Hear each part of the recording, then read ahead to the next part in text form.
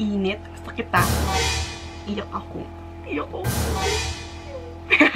Hello everyone! Welcome back to my channel. And today, ang gagawin natin ay magkikilay tayo. Kasi, tingnan nyo naman yung kilay ko mga best friend.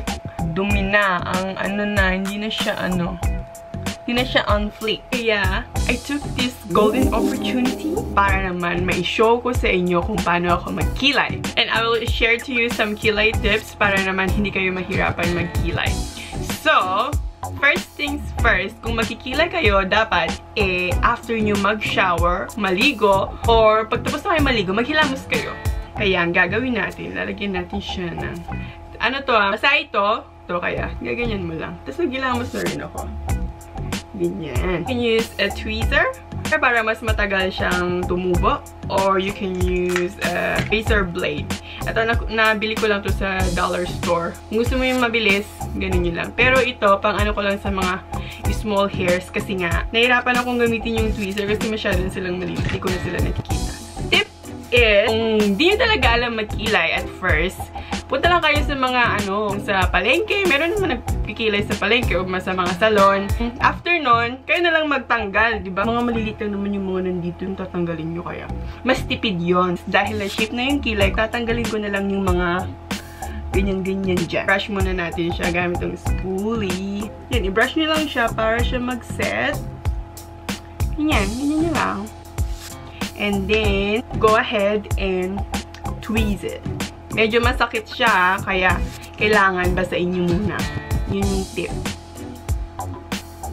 Tingnan nyo, mabilis lang din siyang matanggal kasi kapag ang hair basa, it's at its weak point.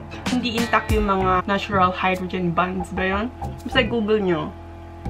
Tsaka mas mabilis siyang hatakin. Parang siya, parang kung kapag nag-garden kayo, tapos basa yung lupa, di ba mas mabilis bunutin yung mga roots. Ganun yun.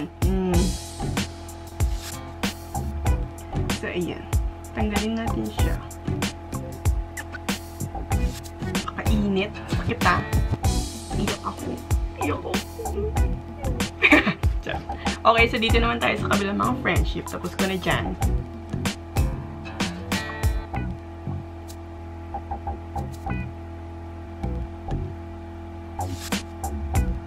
Okay, so tapos na nga natin i-shape. Gagamitin ko na to para yung mga edges. Para siya. Malinis siya tignan. Para malinis yung tignan mga friendship. Ingat lang kayo, baka mag-ganon yung tanggal yung nyo. Kapag nag-shave kayo, go against to where it's growing. Pwede naman ito naman ginamit natin, di ba? Kasi nga, mabilis lang siyang tumubo, friend.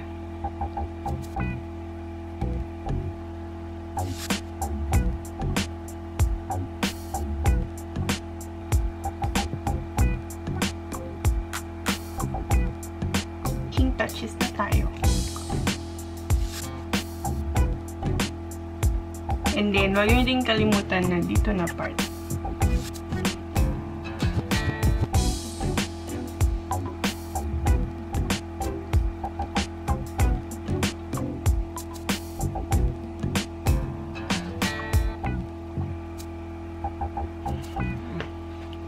Diba?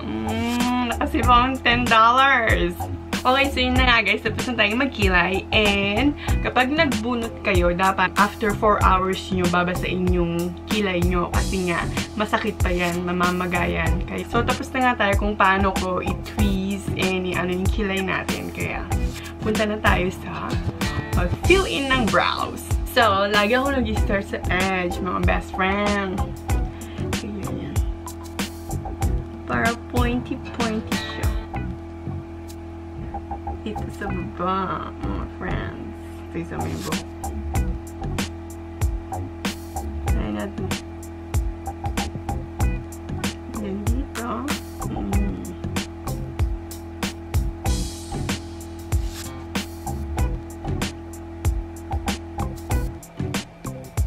Ayan. I-feel nyo lang hanggang sa mag-satisfy kayo. Wow.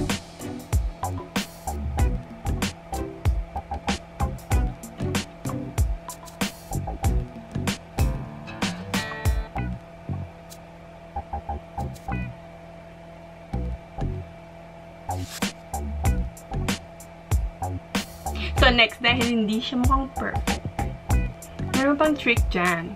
Use this pulley. Start ako dito. And then I'll work all the way up. Ito ay para maging natural looking ang brows. Hindi yung as in, parang natato siya. Kilay is like my best! Oh my god!